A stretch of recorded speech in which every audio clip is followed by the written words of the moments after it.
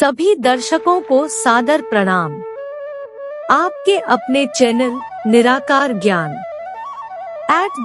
@निराकार ज्ञान 7 में हार्दिक स्वागत है। गीता का अध्याय 4। मित्रों, इस अध्याय में कुल 42 श्लोक है और सभी 42 श्लोकों का भावार्थ विस्तार पूर्वक इस वीडियो में उपस्थित है। श्लोक 1 से 15 तक योग परंपरा, भगवान के जन्म, कर्म की दिव्यता, भक्त लक्षण, भगवत स्वरूप का वर्णन किया गया है। श्लोक 16 से 18 तक कर्म, विकर्म एवं अकर्म की व्याख्या है। श्लोक 19 से 23 कर्म में अकर्मता भाव, नैराश्य, सुख, यज्ञ की व्याख्या है। श्लोक 24 से 33 फल सहित विभिन्न यज्ञों का वर्णन है। श्लोक 34 से 42 ज्ञान की महिमा तथा अर्जुन को कर्म करने की प्रेरणा का वर्णन दिया गया है। श्री भगवान बोले, मैंने इस अविनाशी योग को सूर्य से कहा था, सूर्य ने अपने पुत्र वैवस्वत मनु से कहा और मनु ने अपने पुत्र राजा इक्ष्वाकु से कहा। हे परंतप अर्जुन, इस प्रकार परंपरा से प्राप्त इस योग को राजर्षियों ने जाना, किंतु उसके बाद वह योग बहुत काल से इस पृथ्वी लोक में लुप्तप्राय हो गया। तू मेरा भक्त और प्रिय सखा है, इसलिए वही यह पुरातन योग आज मैंने तुझको कहा है, क्योंकि यह बड़ा ही उत्तम रहस्य है, अर्थात गुप्त रखने योग्य विषय है। अर्जुन बोले, आपका जन्म तो अर्वाचीन भी हाल का है और सूर्य का जन्म बहुत पुराना है, अर्थात कल्प के आदि में हो चुका था। तब मैं इस बात को कैसे समझूं कि आप ही ने कल्प के आदि में सूर्य से यह योग कहा था। श्री भगवान बोले, हे परंतप अर्जुन, मेरे और तेरे बहुत से जन्म हो चुके हैं, उन सबको तू नहीं जानता, किंतु मैं जानता हूँ। मैं अजन्मा और अविनाशी स्वरूप होते हुए भी तथा समस्त प्राणियों का ईश्वर होते हुए भी अपनी प्रकृति को अधीन करके अपनी योग माया से प्रकट होता हूँ। हे भारत, जब जब धर्म की हानि और अधर्म की वृद्धि होती है, तब तब ही मैं अपने रूप को रचता हूँ, अर्थात साकार रूप से लोगों के सम्मुख प्रकट होता हूँ। साधु पुरुषों का उद्धार करने के लिए, पाप कर्म करने वालों का विनाश करने के लिए और धर्म की अच्छी तरह से स्थापना करने के लिए मैं युग युग में प्रकट हुआ करता हूँ। हे अर्जुन, मेरे जन्म और कर्म दिव्य अर्थात निर्मल और अलौकिक हैं। इस प्रकार जो मनुष्य तत्व से सर्वशक्तिमान सच्चिदानंदन परमात्मा अज, अविनाशी और सर्वभूतों के परम गति तथा परम आश्रय हैं, वे केवल धर्म को स्थापन करने और संसार का उद्धार करने के लिए ही अपनी योग माया से सगुण रूप होकर प्रकट होते हैं। इसलिए परमेश्वर के समान सुहृद, प्रेमी और पतित पावन दूसरा कोई नहीं है। ऐसा समझकर जो पुरुष परमेश्वर का अनन्य प्रेम से निरंतर चिंतन करता हुआ आसक्तिरहित संसार में बरतता है, वही उनको तत्व से जानता है, जान लेता है। वह शरीर को त्याग कर फिर जन्म को प्राप्त नहीं होता, किंतु मुझे ही प्राप्त होता है। पहले भी जिनके राग, भय और क्रोध सर्वथा नष्ट हो गए थे और जो मुझ में अनन्य प्रेम पूर्वक स्थित रहते थे, ऐसे मेरे आश्रित रहने वाले बहुत से भक्त उपर्युक्त ज्ञान रूप तप से पवित्र होकर मेरे स्वरूप को प्राप्त हो चुके हैं। 10। हे अर्जुन, जो भक्त मुझे जिस प्रकार भजते हैं, मैं भी उनको उसी प्रकार भजता हूँ, क्योंकि सभी मनुष्य सब प्रकार से मेरे ही मार्ग का अनुसरण करते हैं। इस मनुष्य लोक में कर्मों के फल को चाहने वाले लोग देवताओं का पूजन किया करते हैं, क्योंकि उनको कर्मों से उत्पन्न होने वाली सिद्धि शीघ्र मिल जाती है।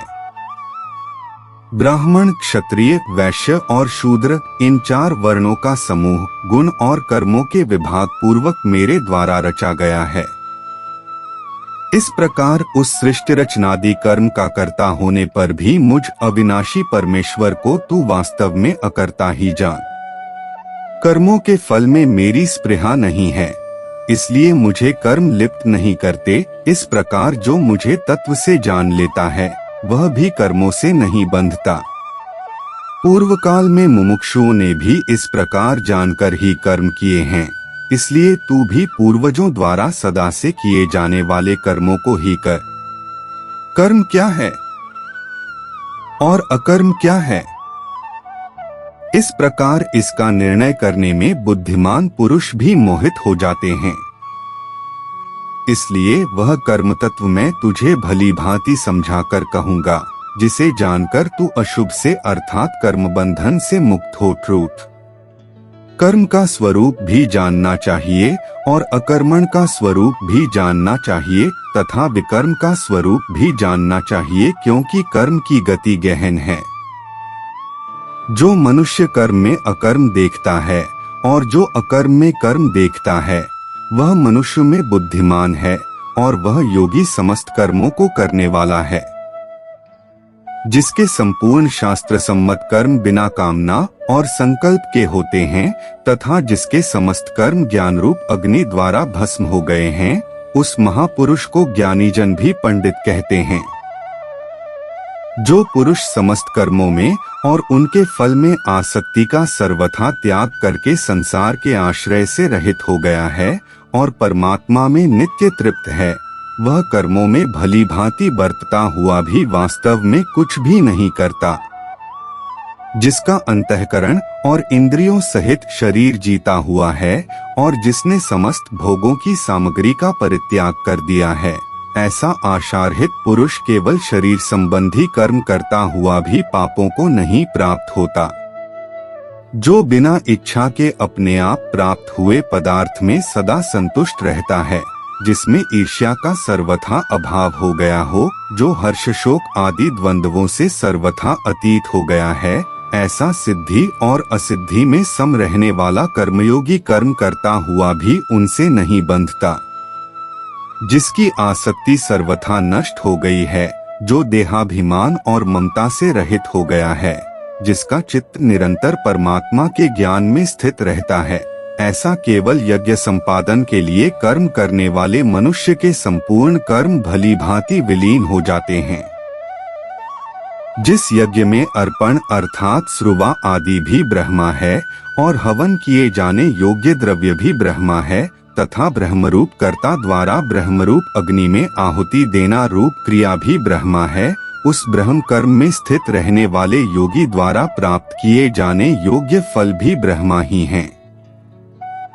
दूसरे योगी जन देवताओं के पूजन रूप यज्ञ का ही भली भांति अनुष्ठान किया करते हैं और अन्य योगी जन परब्रह्म परमात्मा रूप अग्नि में अभेद दर्शन रूप यज्ञ द्वारा ही आत्मरूप यज्ञ का हवन किया करते हैं।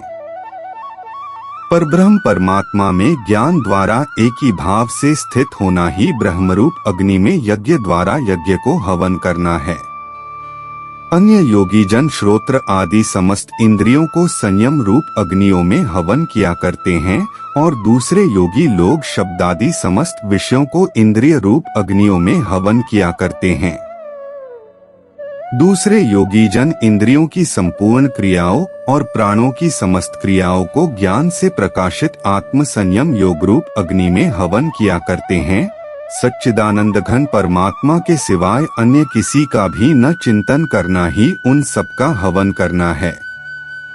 कई पुरुष द्रव्य संबंधी यज्ञ करने वाले हैं, कितने ही तपस्या रूप यज्ञ करने वाले हैं तथा दूसरे कितने ही योग रूप यज्ञ करने वाले हैं, कितने ही अहिंसादि तीक्ष्ण व्रतों से युक्त यत्नशील पुरुष स्वाध्याय रूप ज्ञान यज्ञ करने वाले हैं।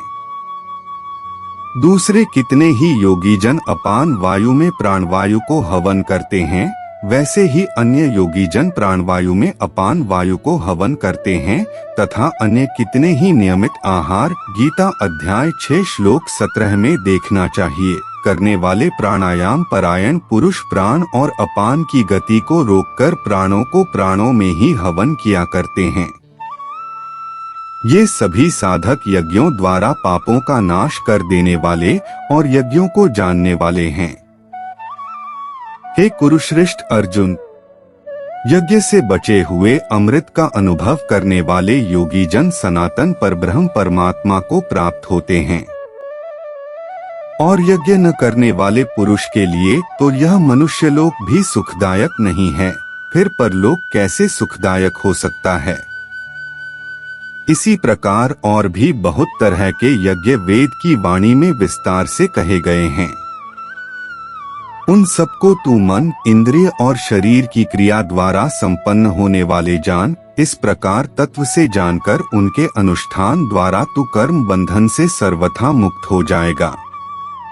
हे परंतप अर्जुन, द्रव्यमय यज्ञ की अपेक्षा ज्ञान यज्ञ अत्यंत श्रेष्ठ है तथा यावन मात्र संपूर्ण कर्म ज्ञान में समाप्त हो जाते हैं।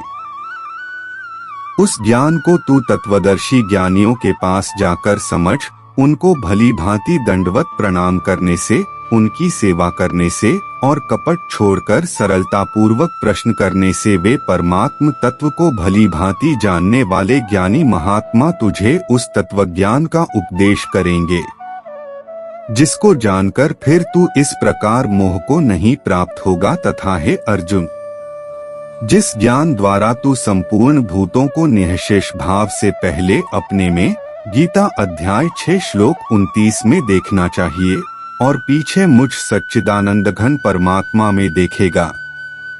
गीता अध्याय 6 श्लोक 30 में देखना चाहिए। यदि तू अन्य सब पापियों से भी अधिक पाप करने वाला है तो भी तू ज्ञान रूप नौका द्वारा निःसंदेह संपूर्ण पाप समुद्र से भली भांति तर जाएगा।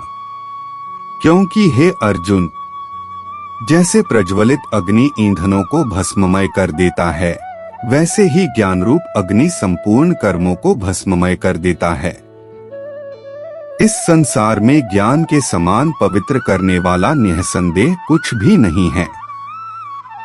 उस ज्ञान को कितने ही काल से कर्मयोग द्वारा शुद्धांतःकरण हुआ मनुष्य अपने आप ही आत्मा में पा लेता है। जितेंद्रिय, साधन प्रायण और श्रद्धावान मनुष्य ज्ञान को प्राप्त होता है तथा ज्ञान को प्राप्त होकर वह बिना विलंब के तत्काल ही भगवत प्राप्ति रूप परम शांति को प्राप्त हो जाता है। विवेकहीन और श्रद्धारहित संशयुक्त मनुष्य परमार्थ से अवश्य भ्रष्ट हो जाता है। ऐसे संशयुक्त मनुष्य के लिए न यह लोक है, न परलोक है और न सुख ही है। हे धनंजय, जिसने कर्मयोग की विधि से समस्त कर्मों का परमात्मा में अर्पण कर दिया है और जिसने विवेक द्वारा समस्त संशयों का नाश कर दिया है, ऐसे वश में किए हुए अंतःकरण वाले पुरुष को कर्म नहीं बांधते। इसलिए हे भरतवंशी अर्जुन, तू हृदय में स्थित इस अज्ञान जनित अपने संशय का विवेक ज्ञान रूप तलवार द्वारा छेदन करके समत्व रूप कर्मयोग में स्थित हो जा और युद्ध के लिए खड़ा हो जा। अध्याय 5। अगले वीडियो में पिछले सभी अध्याय का वीडियो लिंक डिस्क्रिप्शन में मौजूद है। मित्रों, वीडियो अच्छा लगा हो तो लाइक सब्सक्राइब जरूर कर लें। इसी तरह वीडियो प्राप्त होते रहेंगे। धन्यवाद।